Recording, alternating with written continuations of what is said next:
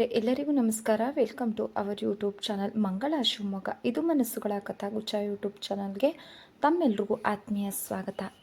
ಮನತುಂಬಿದ ಮಡದಿ ಮುಂದುವರೆದ ಭಾಗ. ದುಡ್ಡಿಗೆ ಏನಾದರೂ ಒಂದು ಏರ್ಪಾಟು ಮಾಡಿಕೊಂಡು ಆಮೇಲೆ ಒಂದಿನ ಅವರನ್ನು ಕರ್ಕೊಂಡು ಬರಬೇಕಮ್ಮ. ರಾತ್ರಿ ಬಹಳ ಹೊತ್ತಿನವರೆಗೆ ಶ್ಯಾಮ ಕಾಲೇಜಿನ ವಿಷಯವನ್ನು ಹರಟಿದಳು. ಸಲೀಲಾ ಮೆಡಿಕಲ್ಗೆ ಸೇರುವ ವಿಷಯ ತಿಳಿಸಿದ್ಲು. ಕೃಪಾ ಬಿಲಾಯಿಗೆ ತೆರಳಿದ ವಿಷಯವಾಯಿತು. ಜೊತೆಗೆ ಅತಿ ಮುಖ್ಯವಾದ ತನ್ನ ಅಭಿಪ್ರಾಯವನ್ನು ತಿಳಿಸಿದಳು. ನೋಡೆ, ಹೆಂಗಸರು ಓದಿದರೆ ಸರಿಯಾಗಿ ಓದಬೇಕು. ಡಿಗ್ರಿ ತಗೊಂಡು ಕೆಲಸಕ್ಕೆ ಸೇರಿ ಸಂಪಾದನೆ ಮಾಡಬೇಕು. ಯಾವುದೂ ಇಲ್ಲದೆ ನಮ್ಮದೆಲ್ಲ ಅರ್ಧಂಬರ್ಧ ಓಡಾಟ. ಹೇಗೂ ನಮ್ಮನ್ನು ಮುಂದೆ ಓದಿಸೋದೆಲ್ಲ ಮದುವೆ ಮಾಡಿಕೊಳ್ಳುವುದಾದರೆ ಮುಂದೆ ಓದಿಸ್ತಾನೆ. ಏನು ಪ್ರಯೋಜನ? ಮದುವೆ ಮಾಡಿಕೊಂಡವರ ಮನಸ್ಸು ಹೇಗೋ ಯಾರಿಗೆ ಗೊತ್ತು. ಅದಕ್ಕೆ ನಾನು ಅದರ ಚಿಂತೆನೆ ಬಿಟ್ಟೆ. ಒಂದು ಬಗೆಯಲ್ಲಿ ಅವಳ ತರ್ಕ ಸರಿ ಎನಿಸಿತು. ಶ್ಯಾಮ ನಿದ್ರೆ ಮಾಡಿದಳು. ನನಗೆ ಮಾತ್ರ ನಿದ್ದೆ ಹತ್ತಲಿಲ್ಲ. ಒಂದು ಕಡೆ ಬಳಲಿಕೆ, ಮತ್ತೊಂದು ಕಡೆ ಸ್ಥಳ ಬದಲಾವಣೆ.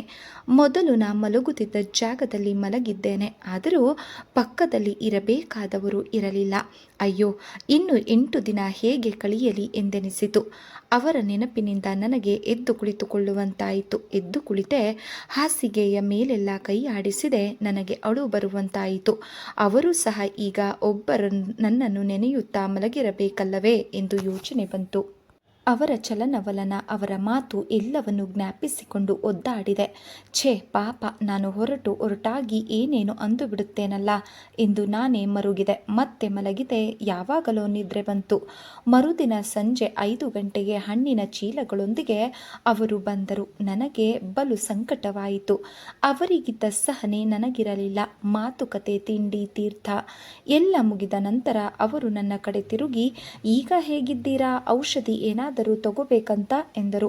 ನಾನು ಉತ್ತರ ಕೊಡಲಿಲ್ಲ. ಬದಲಾಗಿ ರೂಮಿನ ಒಳಗಡೆ ನಿಂತು ಇಲ್ಲಿ ಬನ್ನಿ ಎಂದು ಸನ್ನೆ ಮಾಡಿದೆ. ಮಾವನವರು ಎದುರಿಗೆ ಕುಳಿತಿರುವಾಗಲೇ ಹೇಗೆ ಎದ್ದು ಬರುವುದೆಂದು ಅವರು ತಾಪತ್ರಯ ಪಡುತ್ತಿರುವಾಗಲೇ ಅಣ್ಣನನ್ನು ಹೊರಗಡೆ ಯಾರೋ ಕೂಗಿದರು. ಅಣ್ಣ ಎದ್ದು ಹೋದೊಡನೆ ಅವರು ಬೇಗ ರೂಮಿಗೆ ಬಂದು ಅವಸರದಿಂದ ಕೇಳಿದರು, ಏನು ವಿಷಯ ಪ್ರೇಮ ಎಂದು.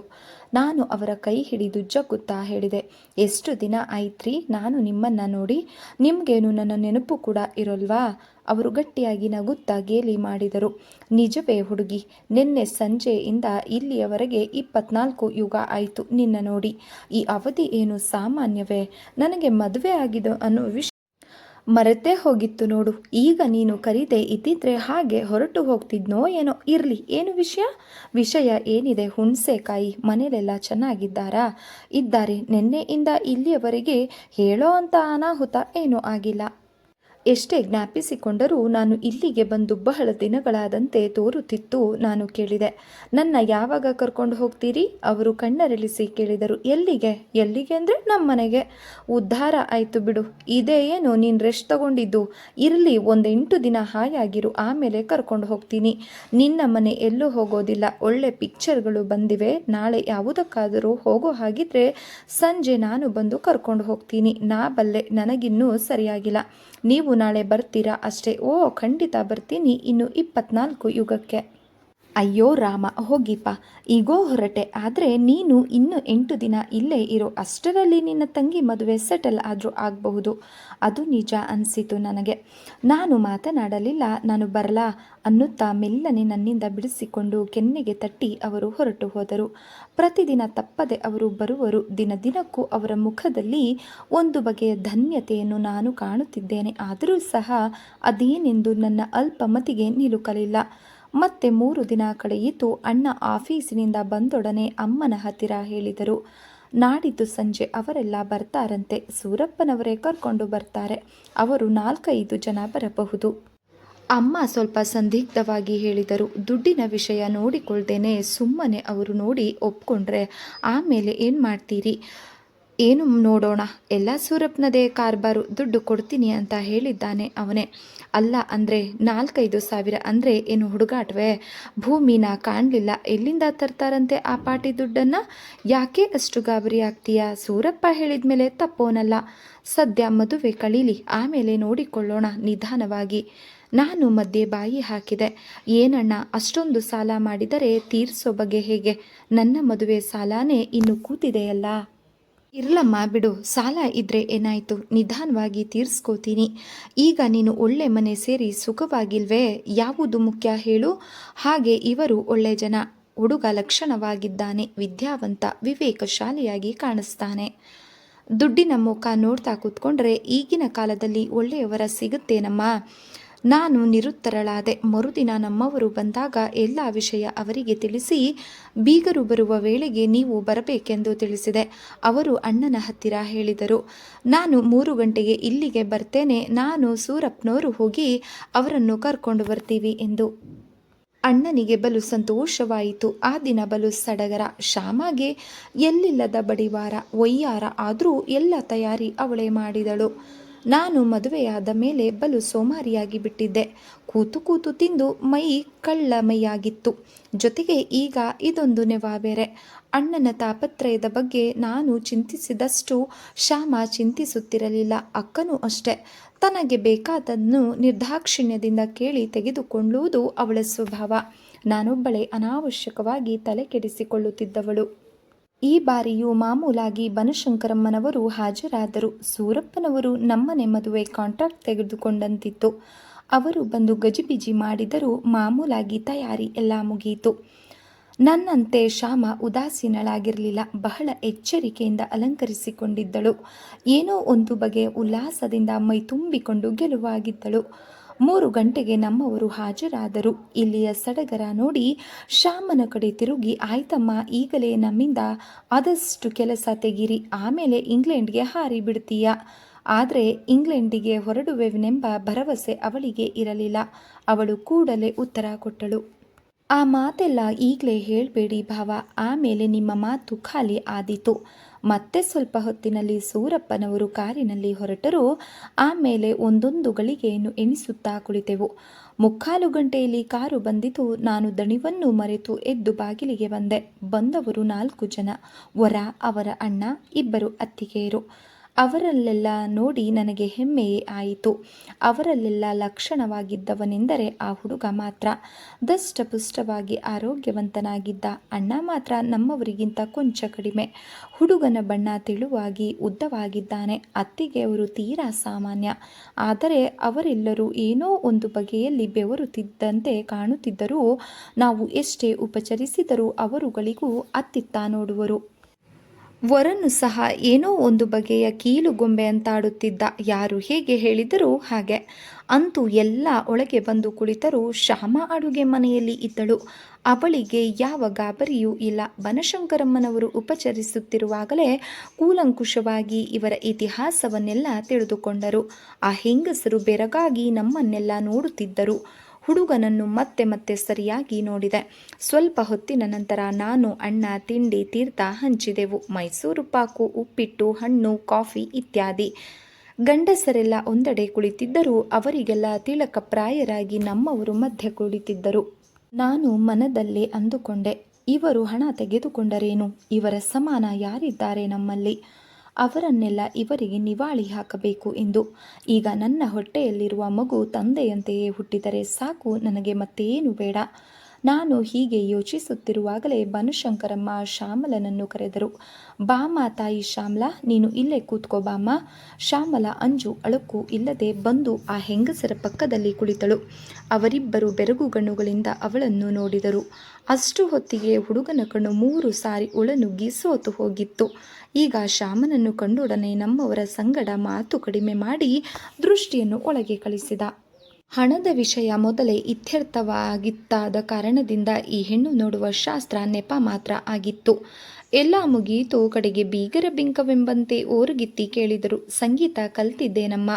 ಇಲ್ಲ, ಕಲ್ತಿಲ್ಲ. ನನ್ನ ಗಂಟಲು ದಪ್ಪ, ಅದಕ್ಕೆ ನಾನು ಹಾಡು ಹೇಳಲ್ಲ ಎಂದು ಮುಲಾಜಿಲ್ಲದೆ ಹೇಳಿಬಿಟ್ಟಳು ಶ್ಯಾಮ. ಇನ್ನು ಬಾಕಿ ವಿಷಯವೆಲ್ಲ ಗೊತ್ತೇ ಇದ್ದಿದ್ದರಿಂದ ಆಕೆ ತೆಪ್ಪಗಾದರು. ಅವರೆಲ್ಲ ತಾಂಬೂಲ ತೆಗೆದುಕೊಂಡು ಹೊರಟಾಗ ಬನಶಂಕರಮ್ಮ ಶ್ಯಾಮಗೆ ಹೇಳಿದರು, ಹಿರಿಯರಿಗೆಲ್ಲ ನಮಸ್ಕಾರ ಮಾಡಮ್ಮ. ಹೆಣ್ಣನ್ನು ಹತ್ತಿರದಲ್ಲಿ ನೋಡುವ ವಿಧಾನಗಳಲ್ಲಿ ಇದೊಂದು. ಮತ್ತೆ ಹುಡುಗಿಯು ಹುಡುಗನನ್ನು ಸರಿಯಾಗಿ ನೋಡುವ ಅವಕಾಶ 2 ಆಯಿತು. ಶ್ಯಾಮಲಾ ಸರಣಿಯಾಗಿ ಎಲ್ಲರಿಗೂ ನಮಸ್ಕರಿಸಿ ಹುಡುಗನನ್ನು ಸರಿಯಾಗಿ ನೋಡಿಕೊಂಡೇ ಬಂದಳು. ವಿಧಿ ಇಲ್ಲದ್ದರಿಂದ ಹೆಂಗಸರಿಗೂ ನಮಸ್ಕರಿಸಿದ ಶಾಸ್ತ್ರ ಮಾಡಿದಳು. ಶ್ಯಾಮಲಾ ಊಟದ ಮನೆಯ ಬಾಗಿಲಲ್ಲಿ ಕೈಕಟ್ಟಿ ನಿಂತು ಎಲ್ಲರನ್ನು ಮತ್ತೊಮ್ಮೆ ಸರಿಯಾಗಿ ನೋಡಿದಳು. ಮುಖ್ಯವಾಗಿ ಹುಡುಗನನ್ನು. ಹುಡುಗ ನೋಡಲು ಗಟ್ಟಿಮುಟ್ಟಾಗಿದ್ದರೂ ಸ್ವಭಾವತಃ ನಮ್ಮವರಿಗಿಂತಲೂ ಮೆದುಗನೆಂದು ತೋರಿತು. ಅವನು ಗಳಿಗೆಗೊಂದು ಬಾರಿ ಹಿಂದಿರುಗಿ ನೋಡುತ್ತಾ ಕಾರಿನ ಬಳಿ ಸಾಗಿದ. ಹೆಂಗಸರು ಹಲ್ಲು ಕಿರಿಯುತ್ತಾ ಬೀಳ್ಕೊಟ್ಟರು. ಅವರನ್ನೆಲ್ಲ ಸಾಗ ಹಾಕಿ ನಮ್ಮವರು ಸೂರಪ್ಪನವರು ಹಿಂದಿರುಗಿ ಬಂದರು. ಬಾಕಿಯವರೆಲ್ಲ ನಿಶ್ಚಯ ಮಾಡಿಕೊಂಡಂತಿದ್ದರೂ ನಮ್ಮವರು ಮಾತ್ರ ಬಂದೊಡನೆ ಮೊದಲು ಶ್ಯಾಮನ ಅಭಿಪ್ರಾಯ ಕೇಳಿದರು. ತಕ್ಷಣ ಹುಡುಗನೇನೋ ಬಸವಣ್ಣ, ಮುಗುದಾರ ನೀನೇ ಹಿಡಿಬೇಕು, ನೀನು ಹೇಳಿದಂತೆ ಕೇಳುವವನೇ ಸರಿ, ಬಾಕಿ ಸಂಗತಿಯೆಲ್ಲ ನಿನಗೆ ಗೊತ್ತೇ ಇದೆ. ಏನು ಹೇಳ್ತಿ, ಸೂರಪ್ಪನವರಿಗೆ ತಿಳಿಸಿಬಿಡು, ಮುಂದಿನ ಏರ್ಪಾಡು ಅವರದ್ದೇ. ಶ್ಯಾಮ ಅಳುಕದೆ ಉತ್ತರವಿತ್ತಳು. ನೀವೆಲ್ಲ ಯೋಚಿಸದೇನೆ ಇದನ್ನೆಲ್ಲ ಮಾಡ್ತಿದ್ದೀರಾ? ನನ್ನ ಕೇಳೋ ಅಗತ್ಯ ಏನೂ ಇಲ್ಲ. ನೀವೆಲ್ಲ ಒಪ್ಪಿದರೆ ನನಗೂ ಒಪ್ಪಿಗೆನೆ. ನಮ್ಮವರು ಸಂತೋಷದಿಂದ ನಕ್ಕರು. ಮತ್ತೆ ಮನೆಯಲ್ಲಿ ಅಷ್ಟು ಗಜಿಬಿಜಿ ಆಯಿತು. ಕಡೆಗೆ ಮುಂದಿನ ತಿಂಗಳು ಆ ಕೈರಿಗೆ ಮುಹೂರ್ತ ಇಡುವುದು ಎಂದಾಯಿತು. ಸೂರಪ್ಪನವರು ಮತ್ತೆರಡು ಚಿಟಿಕೆ ನಶ ಏರಿಸಿ ಕೈ ಕೊಡವಿದರು. ಅಣ್ಣನು ಹಿಗ್ಗಿನಿಂದ ಓಡಾಡಿದರು. ಅಮ್ಮನು ಸಂಭ್ರಮ ಪಟ್ಟರು. ಶ್ಯಾಮ ಮತ್ತೊಮ್ಮೆ ಕನ್ನಡಿಯ ಮುಂದೆ ನಿಂತು ಕುರುಳು ತಿದ್ದಿ ಕುರುಕುಪದ ಹಾಡಿದಳು. ಬನಶಂಕರಮ್ಮ ಮದುವೆ ಖರ್ಚಿನ ಅಂದಾಜು ಮಾಡಿದರು. ನಮ್ಮವರು ಅರಳು ಮೊಗದಿಂದ ಆ ಸಂಭ್ರಮವನ್ನೆಲ್ಲ ನೋಡುತ್ತಾ ನನ್ನನ್ನು ನೋಡಿ ನಗುತ್ತಾ ಕುಳಿತಿದ್ದರು. ಅದರಲ್ಲಿ ಮಂಕಾಗಿ ಕುಳಿತಿದ್ದವಳೆಂದರೆ ನಾನು ಒಬ್ಬಳೆ. ಬಯಕೆ ಬಳಲಿಕೆ ಇದ್ದಿದ್ದರಿಂದ ಹಾಗೆ ಕುಳಿತಿದ್ದೇನೆಂದು ಅಮ್ಮ ಬನಶಂಕರಮ್ಮ ಭಾವಿಸಿದರು. ಆದರೆ ನಮ್ಮವರಿಗೆ ಮಾತ್ರ ನನ್ನ ಮಂಕು ತಿಳಿದಿತ್ತು. ಏನೋ ಅವರು ಏನೂ ಅರಿಯದವರಂತೆ ಕುಳಿತು ವಿನೋದ ಪಡುತ್ತಿದ್ದರು. ಆ ಕ್ಷಣ ಇಷ್ಟೆಲ್ಲ ಏರ್ಪಾಡು ಮಾಡಿಕೊಂಡಿದ್ದಾರಲ್ಲ, ಹಣ ಎಲ್ಲಿಂದ ತರ್ತಾರೆಂದು ನಾನು ತಲೆ ಕೆಡಿಸಿಕೊಂಡೆ. ಇಷ್ಟೆಲ್ಲ ಸಂಪಾದನೆ ಇದೆಯಲ್ಲ, ಇಂತಹ ಸಮಯದಲ್ಲಿ ಸ್ವಲ್ಪ ಸಹಾಯ ಮಾಡುವುದಕ್ಕೆ ಇವರಿಗೆ ಮನಸ್ಸು ಬರುವುದಿಲ್ವಲ್ಲ ಎಂದು ಮನಸ್ಸಿನಲ್ಲಿ ಅವರನ್ನು ದೂಷಿಸಿದೆ. ಅವರು ಹೊರಟು ನಿಂತಾಗ ಹೇಳಿದೆ, ಮದುವೆ ಏನೋ ನಿಶ್ಚಯ ಆಯ್ತಲ್ಲ, ಅಣ್ಣ ಹಣಕ್ಕೆ ಏನು ಮಾಡ್ತಾರಂತೆ ಕೇಳಿದ್ದೀರಾ? ಅವರು ಬಹಳ ಲಘುವಾಗಿ ಉತ್ತರ ಕೊಟ್ಟರು. ಅದನ್ನು ನಾನು ಕೇಳುವುದು ಮರ್ಯಾದೆ ಏನೇ ಹುಡುಗಿ? ಇಬ್ಬರು ಹೆಣ್ಣು ಮಕ್ಕಳಿಗೆ ಸಾವಿರಾರು ರೂಪಾಯಿ ಸುರಿದು ಮದುವೆ ಮಾಡಿದ್ದಾರೆ. ಮೂರನೆಯದಕ್ಕೆ ಹೇಗೆ ಮಾಡುತ್ತೀರಿ ಅಂತ ನಾನು ಕೇಳಬಹುದೇ? ನೀನೇ ಯೋಚಿಸು. ನನಗೆ ಸ್ವಲ್ಪ ಅಸಮಾಧಾನವಾಯಿತು. ನನ್ನ ಬಾಯಿಯಿಂದ ಸಡಿಲವಾಗಿ ಮಾತು ಹೊರಬಿತ್ತು. ಅದು ನಿಜ ಅನ್ನಿ. ಅಳಿಯಂದಿರೆಲ್ಲ ಮಾವನ ಹತ್ತಿರ ಹಣ ಕೇಳೋದೇ ಹೊರತು ಈ ಕಷ್ಟ ಸುಖ ಎಲ್ಲ ಕೇಳುವುದಕ್ಕೆ ಆಗುತ್ತದೆಯೇ? ಅವರು ಗಂಭೀರ ಭಾವದಿಂದ ನನ್ನ ಹತ್ತಿರ ಸರಿದು ನನ್ನ ತಲೆ ಸವರುತ್ತಾ ಮೆಲು ನುಡಿದರು. ಹುಡುಗಿ, ಈ ತಾಪತ್ರಯ ಎಲ್ಲ ನೀನು ತಲೆಗೆ ಹಚ್ಕೋಬೇಡ. ನೀನೀಗ ನಿಶ್ಚಿಂತೆಯಾಗಿರಬೇಕು ಅಷ್ಟೇ. ಅವರವರ ಕೆಲಸ ಅವರವರು ಮಾಡ್ಕೋತಾರೆ. ನಿನಗೆ ಯಾಕೆ ಅವರ ಚಿಂತೆ? ನಿನ್ನ ತಂಗಿಗೆ ಒಳ್ಳೆಯ ಗಂಡ ಸಿಕ್ಕಿದ್ದಾನಲ್ಲ, ಅದನ್ನು ನೋಡಿ ನೀನು ಸಂತೋಷ ಪಡಬೇಕು ಅಷ್ಟೇ. ನೋಡು ನಿನ್ನ ತಂಗಿ ಎಷ್ಟು ಖುಷಿಯಾಗಿದ್ದಾಳೆ ಅಂತ. ಅವರು ಹೇಳಿದ ಮಾತು ನ್ಯಾಯವಾಗಿತ್ತು. ಉತ್ತರ ಹೇಳಲು ತೋರಲಿಲ್ಲ. ತೆಪ್ಪಗಾದೆ.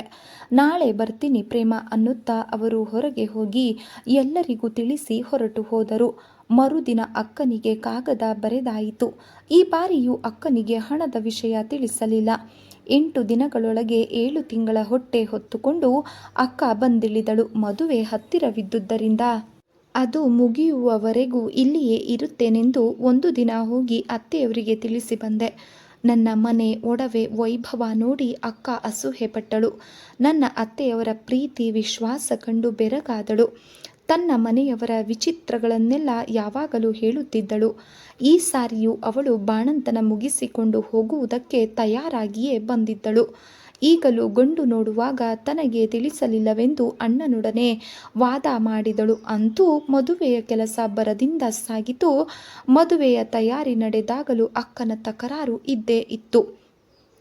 ಇವರಿಬ್ಬರಿಗೆ ಮಾಡಿದಂತೆ ನನಗೆ ಮಾಡಿಲ್ಲವೆಂದು ಅಣ್ಣನೊಡನೆ ಕೊಸರಾಡಿದಳು. ಈ ಬಾರಿ ಹಠ ಹಿಡಿದು 150 ರೂಪಾಯಿನ ಸೀರೆಯನ್ನು ತೆಗೆದುಕೊಂಡಳು. ಸ್ನೇಹಿತರೆ, ಈ ಒಂದು ಕಾದಂಬರಿ ತಮಗೆ ಇಷ್ಟ ಆದರೆ ದಯವಿಟ್ಟು ಲೈಕ್ ಮಾಡಿ, ಸಬ್ಸ್ಕ್ರೈಬ್ ಮಾಡಿ, ಸಪೋರ್ಟ್ ಮಾಡಿ ಫ್ರೆಂಡ್ಸ್. ಧನ್ಯವಾದಗಳು. ನಮಸ್ಕಾರ.